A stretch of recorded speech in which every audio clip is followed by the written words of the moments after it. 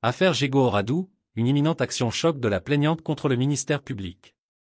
L'affaire de viol aggravé pour laquelle Hugo Oradou et Oscar Jégou sont toujours mis en examen, ils sont également toujours présumés innocents, et pour le moment suspendus à la décision de la justice qui devra s'exprimer sur le non-lieu demandé par l'avocat des joueurs. Maître Antoine V annonçait dans une interview récente à la presse qu'il espérait que cette décision arriverait avant la fin du mois de septembre. En attendant cette décision judiciaire majeure, les internationaux français ont été autorisés à revenir en France. Hugo Oradou a même pris part à un entraînement collectif avec son club de la section paloise. Mais ce retour, la femme qui accuse les deux rugbymen ne le comprend pas, ne le tolère pas. Elle s'est exprimée à nouveau dans une interview accordée aux Parisiens, où elle explique à quel point sa situation est compliquée depuis ce viol qu'elle indique avoir subi dans la nuit du 6 au 7 juillet. Je suis démoralisée, angoissée. Je souffre d'attaques de panique, je fais des cauchemars toutes les nuits, me réveille en pleurant et criant. Je ne dors plus. Ma vie s'est arrêtée le 7 juillet 2024. Mes deux enfants sont mon seul moteur, l'unique raison pour laquelle je suis encore en vie. Je ne comprends toujours pas comment ces joueurs ont pu être libérés et autorisés à rentrer en France. C'est une injustice. Ce sont deux violeurs, deux pommes pourries qui ne devraient plus jamais avoir le droit de jouer au rugby. La plaignante multiplie les interventions dans la presse depuis plusieurs semaines, alors qu'elle avait été plutôt très discrète au début de l'affaire et avait laissé ses avocats s'exprimer. Et comme elle l'a déjà dit dans d'autres médias, elle justifie toutes ces interventions par manque de soutien de la justice.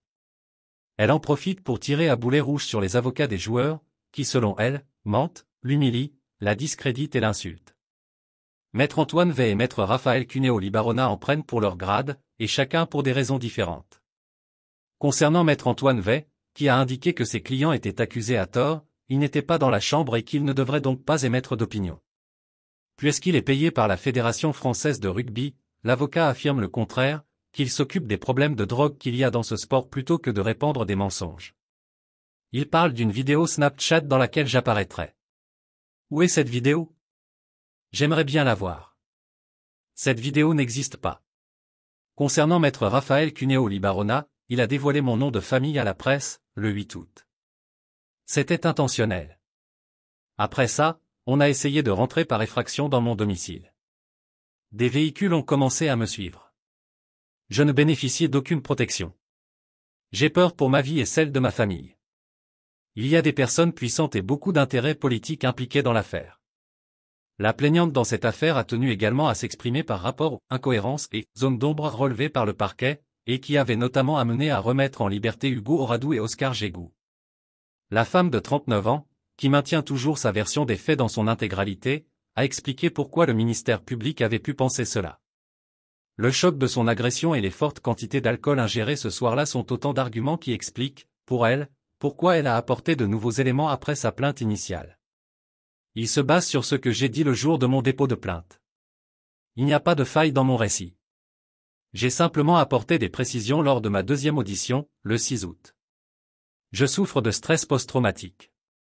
Les images de cette nuit me reviennent par flash à mesure que le temps passe. Je me souviens de ces moments par séquence. Les joueurs étaient totalement alcoolisés. Moi aussi. Si elle indique avoir toujours refusé une relation sexuelle avec Hugo Oradou, dans cet entretien pour Le Parisien, la plaignante indique néanmoins que cela aurait pu arriver de manière consentante une fois dans la chambre. J'ai accepté de le suivre à l'hôtel car je voulais boire un verre avec lui, pas nécessairement avoir une relation sexuelle. Ça aurait pu arriver, oui. Sans violence. C'était une possibilité, mais pas mon but. C'est tout le problème de cette affaire, le consentement. Une action choc de la plaignante ? On se rappelle qu'il y a quelques semaines, les avocats de la plaignante avaient demandé, sans succès, la révocation des procureurs en charge de l'affaire, en les accusant d'un manque d'objectivité. La plaignante n'entend pas se contenter de cette réponse négative de la justice. Dans cet entretien accordé aux Parisiens, elle annonce se présenter jeudi devant la Commission des droits et garanties constitutionnelles de l'Assemblée législative de la province de Mendoza. Je demande la vérité et la transparence. Je veux que cette commission analyse la manière dont a travaillé la justice. Je ne fais pas confiance au ministère public de Mendoza, qui manque d'objectivité, ajoute-t-elle. Obtiendra-t-elle gain de cause ? Cela pourrait à nouveau bouleverser tout le déroulement de cette affaire. Merci de bien vouloir activer la cloche et de cliquer sur j'aime.